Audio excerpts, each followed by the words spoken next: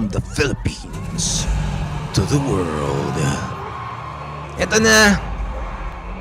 Parang ito rin yung VTR nila dun sa Lollapalooza.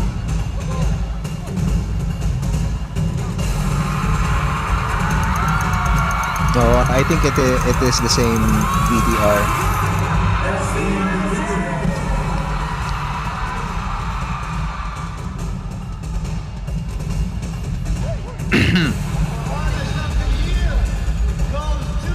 Ilang minutes to? 43, more or less the same.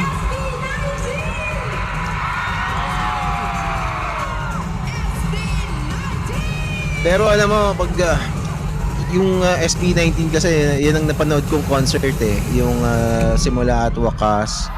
And then I saw them dun sa Wish Bus. Dun sa pumunta ako doon, nakipagsiksikan ako doon.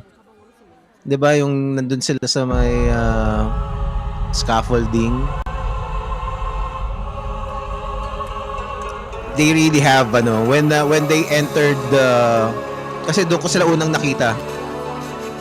Actually, when they entered the bus, you feel the the star power. Same with Beanie. Nung nakita ko rin sila doon sa yung una ko silang nakita malayo kasi so hindi ko masyadong nagpapalala. Dun sa concert ng SB19 nandun kami sa may SVIP. So meron talaga silang mga aura na Eto na si Josh. Mukha siyang anime na naman.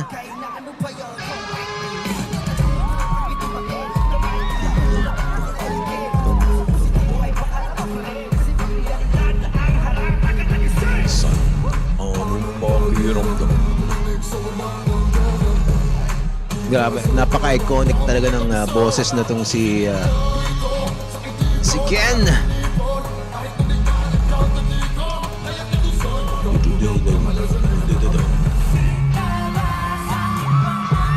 Si Ken ng Dark Horse ng ng SB19 talaga Ito obvious naman si Pablo at saka si Stella. Pero si Ken kasi yung siya yung nagbibigay ng color talaga. Siya yung pinaka kasi yun ang yun ang nagpapa-unique sa isang grupo yung kung ano yung color ng sound. Yung tone ni Ken gives SB19 a wide range of colors. Yun ang tingin kong advantage nung mga nila. Kahit Beanie may ganun din Iba yung magkakaiba rin ng boses nila ng mga tone nila din. Si Mika, di ba, meron siyang ibang tone Tapos Maloy, nasa malayo. Pero dito talaga sa SB19, lutang na lutang yung ganong klaseng and also they write songs with those in mind. I would imagine diba na parang itong part na to kay Ken bigyan natin ng kasalanan nagumpay sa paggusto.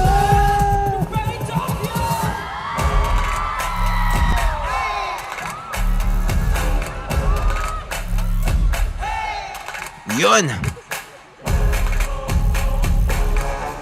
And also they're great dancers, 'di ba?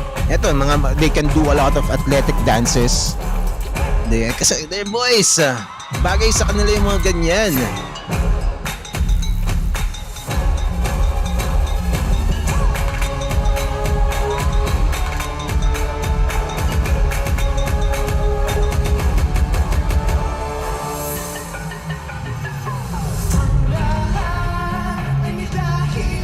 Si Justin gumaling na rin talaga kumanta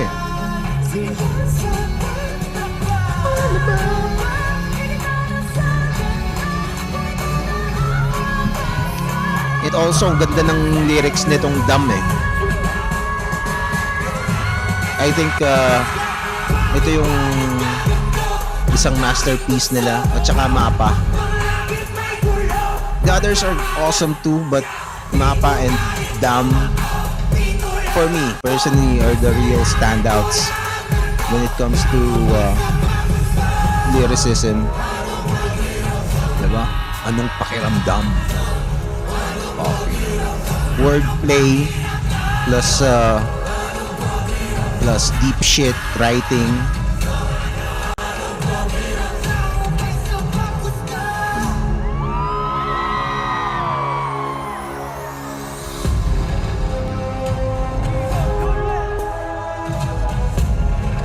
First song pa lang yun.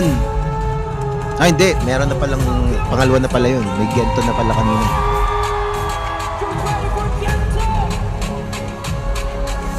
Ay, hindi. First song pa nga lang. Ang haba nung Dam, oh. 6 minutes.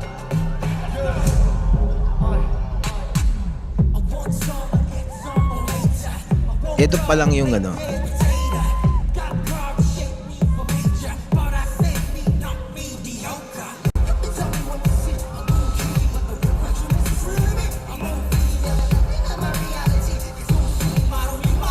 Medyo mahina ang mic ni Josh.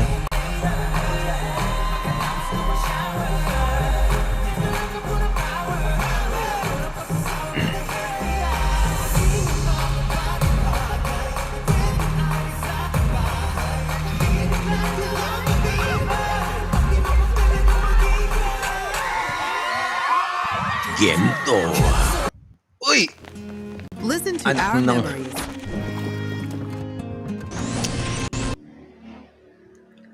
Okay. Gento!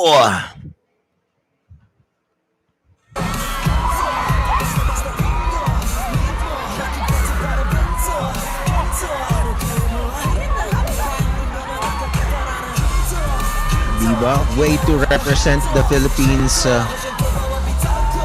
Diba? Pero sanay naman ng mga Japanese na mga performers sa mga Pinoy eh. Kasi diyan nga pumupunta yung mga performers eh. All kinds of performers go to Japan. Diba? So, but then this is a different kind of performer. Diba? Madaming mga singer tsaka mga banda. Ah, ito! Yung ano nila. Anong kanta to? What song is this?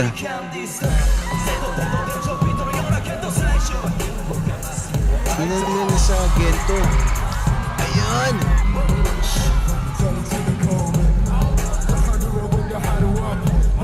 Kung kanta yan, di ko alam. Sabihin nyo sa akin kung anong kanta yan. Grabe, ang ganda ng boses ni Ken. Ano yun lang yung part ni ano? Ni Kento?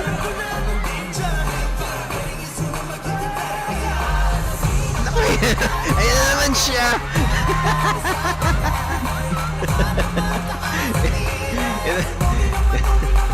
Iba rin ng ano eh. Iba rin yung klase yung bulate sa utak nitong si ano eh. Nitong si Stel eh.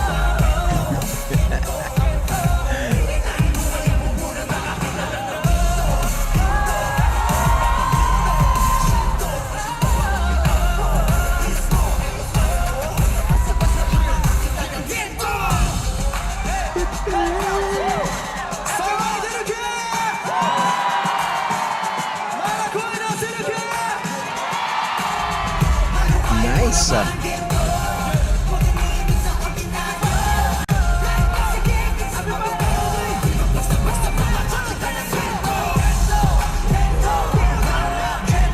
Ang haba ng kuko nun. Ano kasi saber tooth? Nakita niyo ba ang kamay?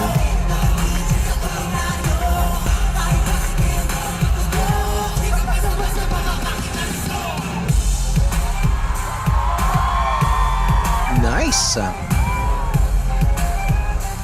This is a good collab.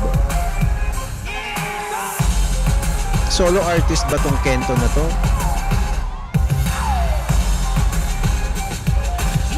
Siguro pinili niya sasama ka namin sa Gento dahil Kento ang pangalan mo.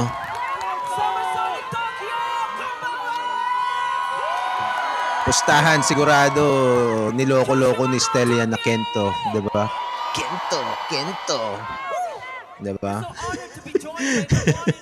Sigurado 'yun. Kamusta eating? Oo, nagtagalog. Wow, we are happy to join SB19 at this stage. Wow, so excited. How's Japan so far, guys? So good. You know what? Japan is definitely one of our favorite places. Really? Yo! Daisuke! Mga anime fans din tong mga SB19 eh. Food, the culture, fashion of course, but most definitely the culture and the people. You know? Wow. Ito si Ken, fashionista eh. You said you love the people, so I thought I'd give you a little Kento after Kento. Wow, see? Kento. I have just one request. Can we sing Kento? Sabi na nga ba eh.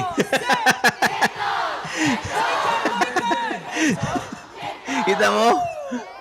Wow, I'm so happy. Yeah, Kento.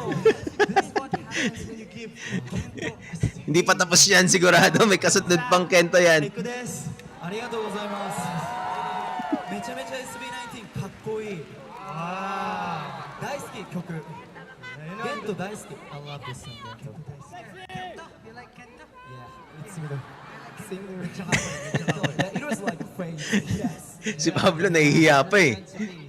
So we're really honored to be with you. So thank you so much for Sino giving ba us si this. Kento? And once again, Bigyan. of course, Tingnan natin. maybe Give me.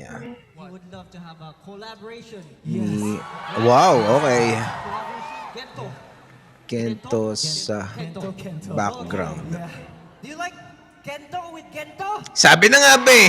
Meron pa eh. I'm so happy Thank you for giving me this opportunity Okay, idol career. Kento Nakajima joined the talent agency Starto. Solo transition. May Filipino heritage siya. Confirmed that he is half Filipino through his mother's side. Thank you ありがとう Solo he rose to popularity as a member of the J-pop group Sexy Zone, later renamed Timeless, which debuted in 2011. 2011 pa, wow! Before anything else, of course, Mukhang bata pa siya, mukhang kasing edad lang nila ang SB19. Naku, ayan na naman tayo.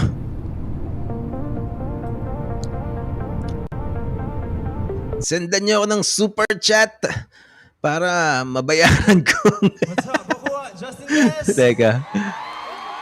Ano pang sabi kay Kento? Graduated from the group. Gumagraduate nga, no? 2024 to pursue a solo music and acting career. Okay. Philippines garakimashita! SB19 While fans had speculated his background for years, he publicly confirmed his Filipino heritage in 2024 during a conversation with the Filipina actress Liza Soberano. Kasama siya doon. Okay. Music to you all. Anyway, To break some rules. Hey, you guys, Lawless. let's do one more. Lawless na break some rules daw eh. This one's called Bahomono. Lawless, let's go.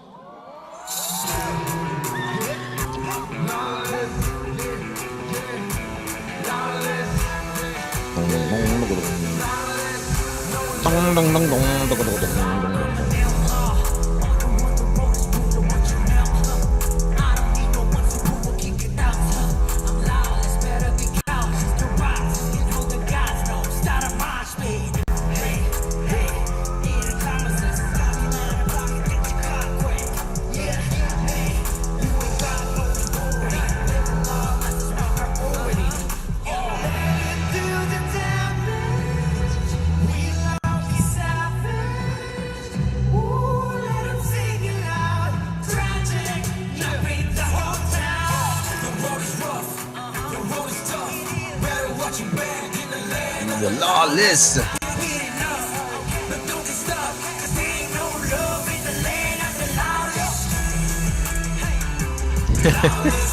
Kulit ng sayaw.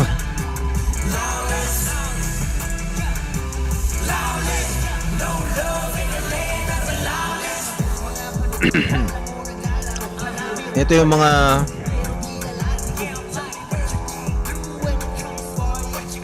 as far as I know, parang ano sila eh. Full English song tong Lawless eh, no?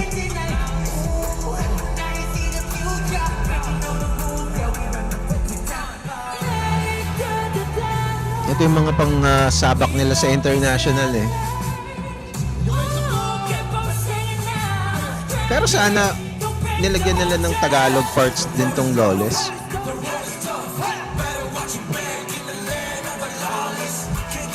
Diba? Para may Pinoy song na merong tong parang cowboy, diba?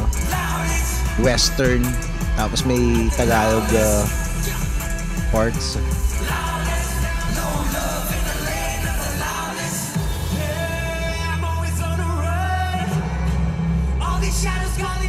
Oh, Justin modulating, good vocals.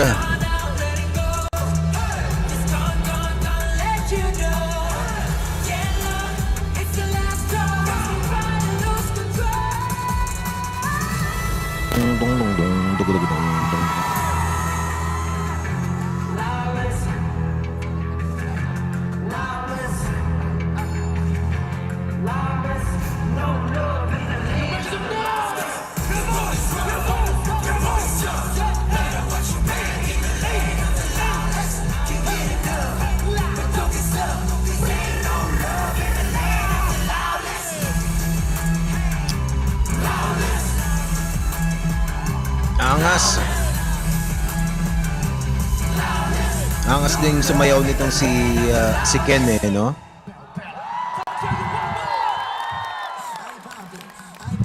Dolores. Pwede siyang maging pangkampanya ng isang kandidatong ang pangalan ay Dolores. Dolores. Ano to? Emoji ba?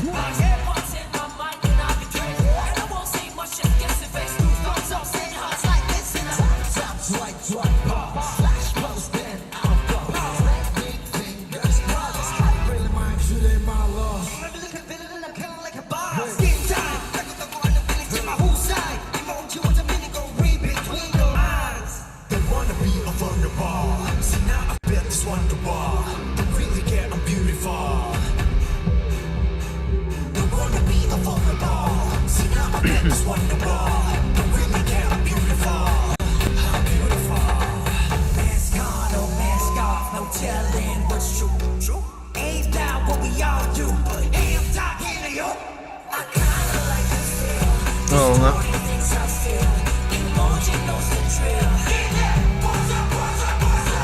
Hindi sila nag-i-invite ng guest na babae dito to perform emoji.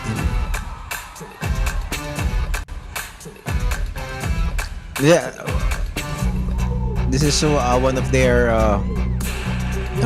songs catered for the international market. It's okay, what's up?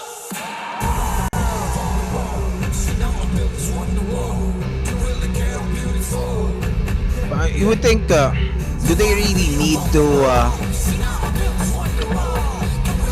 do fully English songs? And even it goes to other groups din, di ba? Kasi yun nga yung appeal ng K-pop eh, di ba? Korean yung mga kanta pero kinakanta ng mga Western people. Kasi the thing goes parang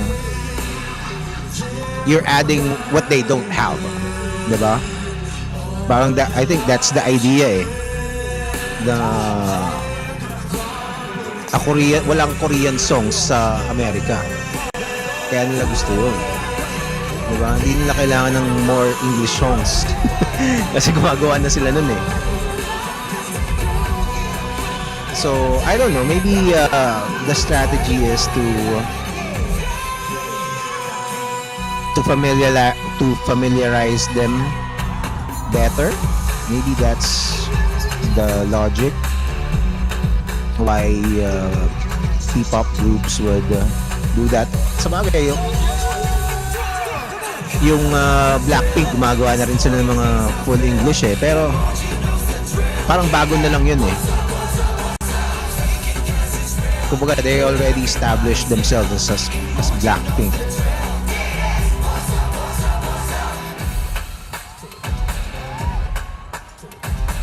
Kasi as huge as SB19 is and BINI here in the Philippines, the reality is sa global, they already have a name pero hindi pa sila main players. Like kumbaga compared to other groups like Blackpink, BTS, parang ano sila eh. At least personal opinion ko lang naman to, no? Parang nasa hindi naman sabing rookie. Pero parang they're new to that scene. Relatively new to the scene. Especially ngayon. Ngayon pa lang sila nagsisimulang mag Lollapalooza. Tapos ngayon, but then again, give it a few years, it's probably gonna be a very different landscape for these artists. So, mukhang okay naman yung traction sa mga performances ng mga P-pop groups. Wow! Merong Moonlight. That's a good choice. That's a good choice for Summer Sonic.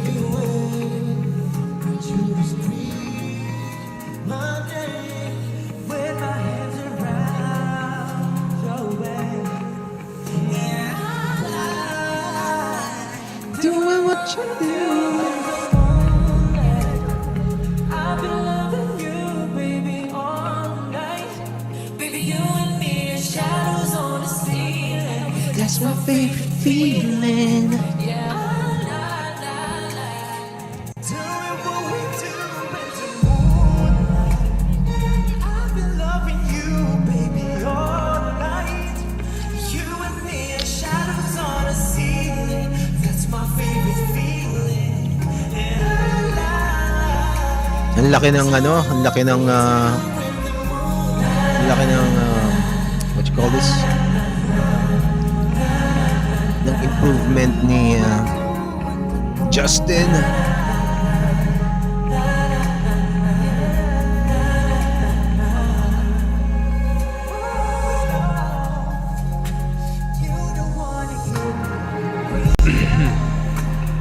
Show me what to do with the secret. We can have feelings in between us. You and me, I never leave. Every way to scream my name with my hands around your waist. Yeah, la la la, doing what we do. I've been loving you, baby, all night. Baby, you and me are shadows on the ceiling. That's my favorite feeling.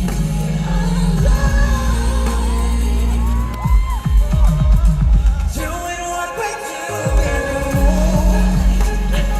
I've been loving you, baby, all night. Baby, you and me are shadows in the ceiling. Pablo, That's my favorite feeling.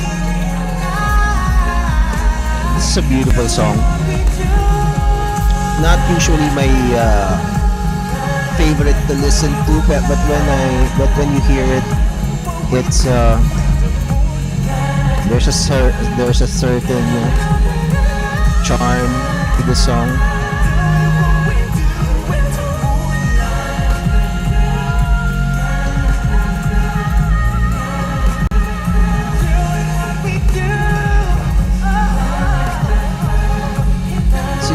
falsetto si Stel ba?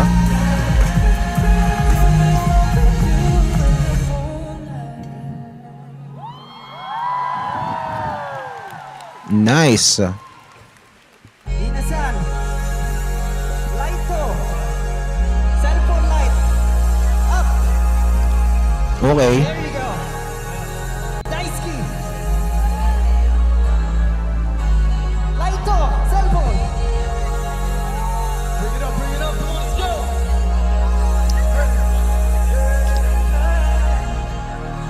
Okay.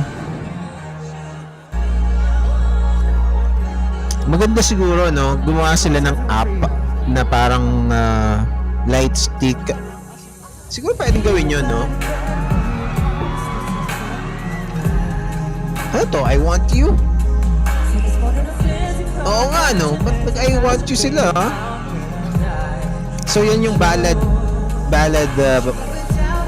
part. Okay.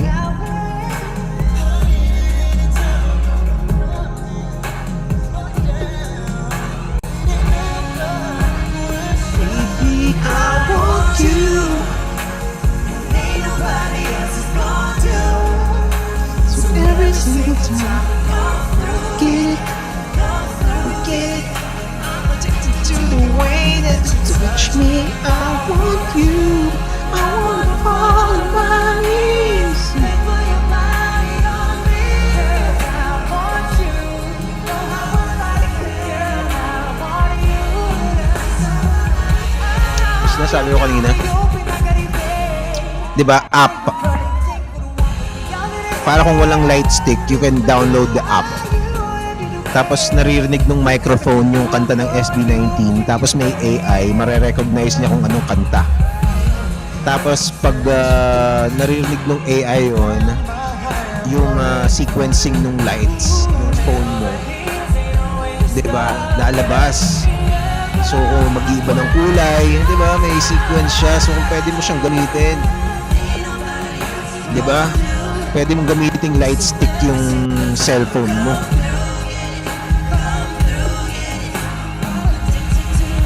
Kahit may bayad yun, bibili ng mga 18 yun. Di ba? Kung wala ka pang bili ng light stick, cellphone lang yung meron ka.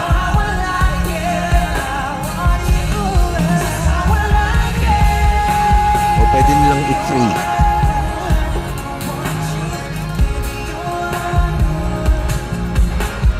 Baby, I want you. Baby, I want.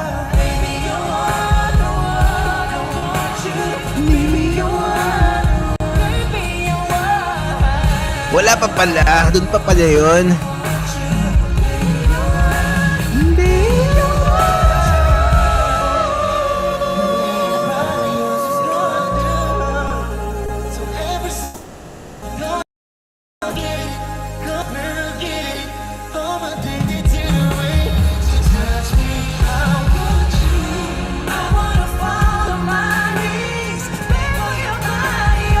Dito, nagwawater-water ang mga 18 na girls.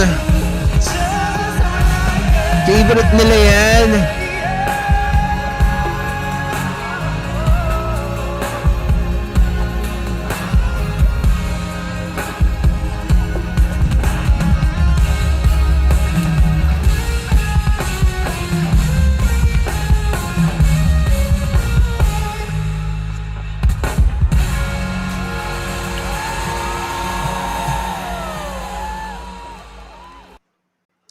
I'm addicted to the way that you touch me. I want you. I wanna fall on my knees. Tokyo, are you still with us? Mada ikimasu ka? Naku, nag-Japanese na rin si Stel. Philippine kara kimashita, SB19 dashita.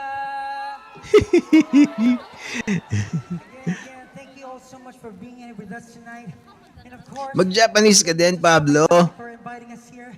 It's really an honor to be Feeling ko with you. magja-Japanese din si ano eh, si Josh. Thank you so much. It's been an honor, but being able to introduce our music and our songs to all of you takes it to a whole different level. Thank you so much. And if you were able to love our music and you wanted to listen to it more, actually, we're having a show on August 18 here in Japan. So I hope you could watch it. It's August gonna be 18. At KT Zep Mamaya. Yokohama. So please, I hope you could watch. We can see you there. So, Punta na kayo. 18. Speaking of connection, and the bond we share through music, of course. Magja-Japanese ka. Don't let me down, Josh. It's a party. What? Are you guys ready to party? Naku, hindi nag-Japanese. You guys have energy? You can jump with us? Okay, let us see that. That's the energy we're looking for. Thank you so much, everyone, for having us here. And of course, Philippines Karakimasta, Ayun. Tindesta, and this one is Visa. Let's go. Yeah. Visa. Let's go, Tokyo!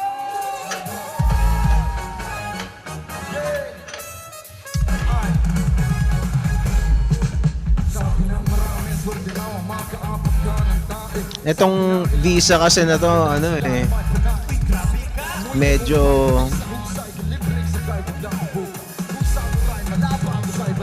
napaka Gen Z ng tunog na ito.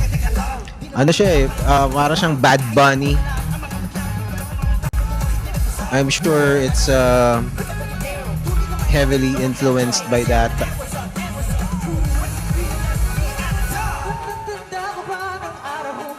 Yung parang ano, parang almost like talk singing, parang ganun.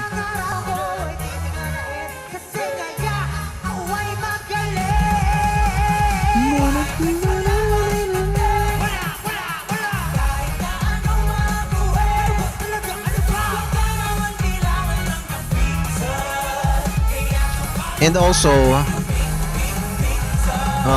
SB19 experimenting on a lot of other sounds. Ito kasi may mariachi element yung ano eh, yung kanta eh. Yung Lawless meron siyang western elements.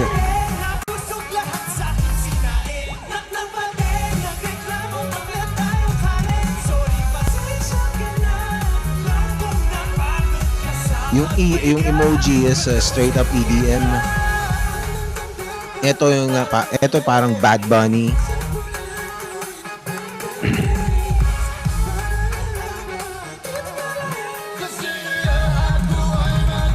Yun ang magaling kay Ken, 'di ba? From falsetto, tapos bigla nang ita-transition dun sa kanyang hindi siya growling. It's different from growling eh. I don't know, it's low register pero it's a little bit different. Sa taas pero no. David, Vasco, M. Jacinto, Rodrigo, Bruno, Nico, Joseph. Ay baka naman! Boom, boom, boom. Hindi pa pala ako nakapag-react dito sa Visa. I've been holding off watching the music video nito para magre-react ako eh. Hindi ko na nagawa. Pero ang dami ko nang napanood na performance nito.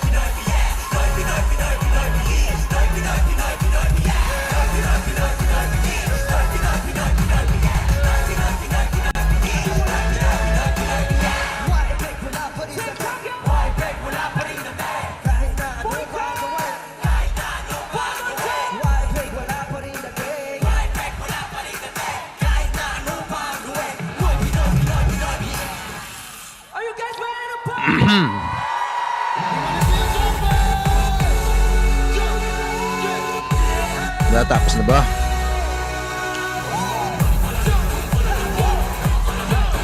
Ay, last song na to, Dungka. Ginagawa nilang last song kong Dungka eh.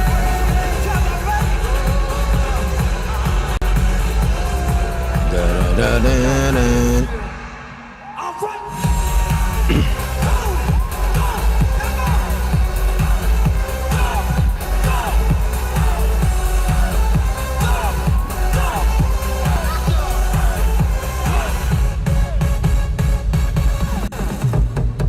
May kumatok sa pintuan kong nakakandado.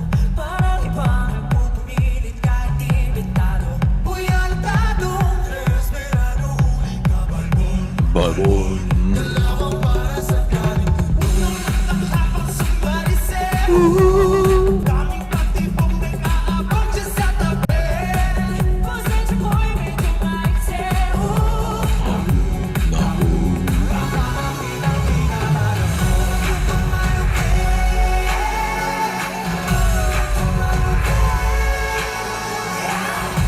Sa bagay ko, ayokong magulo.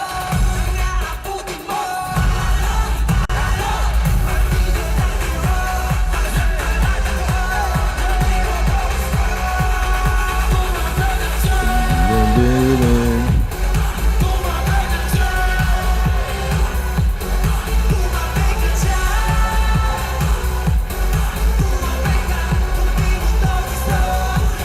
Tumabek ka dyan.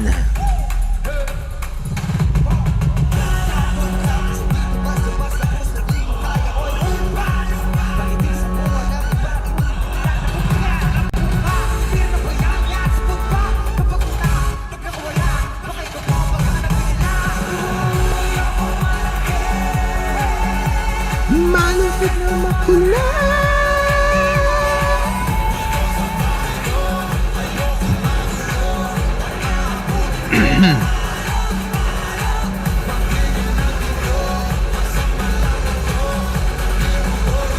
Uy, uy.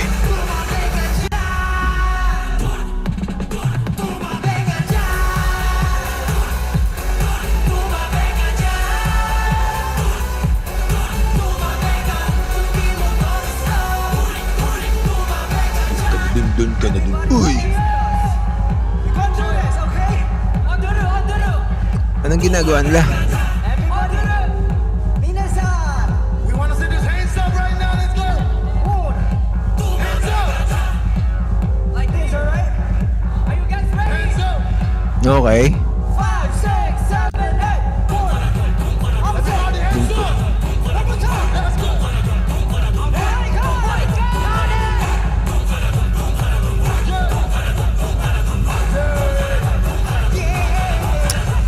Meron bang mga nag-zuzumba dito? Sa Dungka? Umamin na kayo. Siguradong suki nyo mga 18 na mga mami sa gym. Sa gym namin madalas din yan eh. Madalas kasama din sa mga nagzuzumba yung Dungka eh.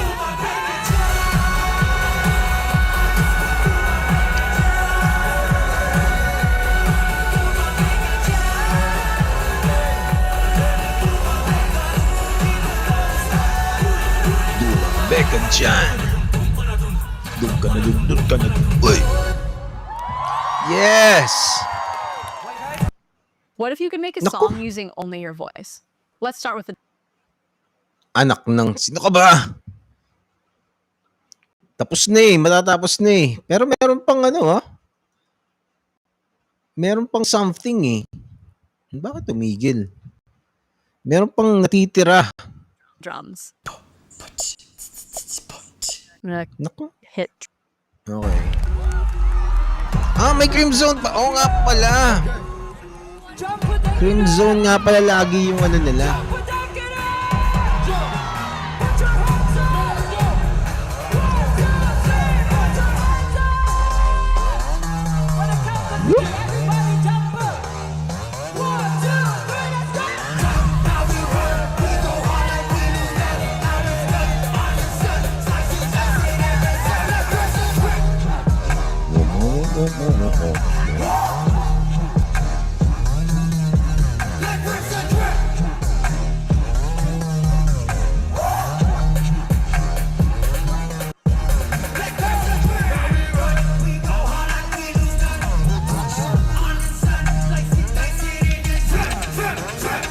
Ganda naman kasi talaga nitong Twin Zone. And when it came out, hindi ginagawa ng mga Pinoy ito eh. Itong ganitong sound when it came out 2022, 2023. Diba? It's walang gumagawa nito talaga sa Pilipinas nung time na yon. Yan, yung what, I think magkakasama yung mga yan eh. It's not new.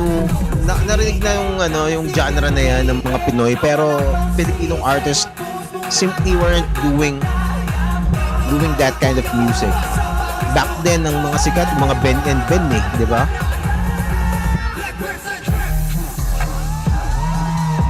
Tapos biglang ganito. Somebody came up with a legit dance hit, di ba? Na gritty. Kasi yun ang isang yun ang isang pithole ng ng Pinoy music ever since before the P-pop movement was the dance songs, the dance pop genre. Diba yung mga parang mga kanta ni na Britney Spears, mga kanta ni na Christina Aguilera, Genie in the Bottle. Diba? For some reason, hindi makagawa yung mga Pinoy na mga hits na ganun. We're good at covering those kinds of songs. Sina Sara Geronimo, kino-cover niya yung mga yan eh. Pero yung original na OPM na ganung genre, there were attempts. Dati si Karil yung nasa Showtime, nung nagpa-popstar siya, she tried doing it eh, but hindi kinagat. The closest we got back then was Sex Bomb Girls. But yeah, it's dance, but it's novelty. Diba? It's not really, it wasn't really taken seriously back then. But itong SB19 era, sila talaga yung dyan, gumawa nung, I don't know, dati kasi ang dating ng mga ganong klaseng kanta na parang, hindi ko alam eh, parang may something off yung mga kanta ni Karil dati, na parang Britney Spears type. I-google nyo na lang, i-YouTube nyo na lang, hanapin nyo sa mga nakababata, diba? Parang hindi ko, ewan ko to me parang hindi akma. Parang mas mahal ng mga Pilipino talaga dati, mga Kichi Nadal, ganyan, mga Barbie Almalbis, Imago, yun ang mga trip ng mga Pinoy sa sa mga babae eh. O kaya Sara Geronimo, mga diva, Regine Velasquez. Lalo na sa lalaki, either banda o para kang si Christian Bautista. Yun lang ang choices mo sa mga lalaki dati. So, itong mga boy groups, dati Jeremiah, di ba? Those were considered baduy pa nga dati, di ba? Tapos tawag doon? Maskulados. Buti na lang ako, biglang dumating ang SB19 and kasi that was a huge void na wala sa sa music industry ng Pilipinas. 'Di ba parang one of the most popular genres ng music sa buong mundo. Filipinos simply weren't doing it, 'di ba? For some reason, and Filipinos for some reason too hindi tinatangkilik yung mga ganong klaseng genre from Filipinos. Pero okay naman tayo na i-cover, 'di ba? It was weird, but I'm just glad that somebody nailed it finally.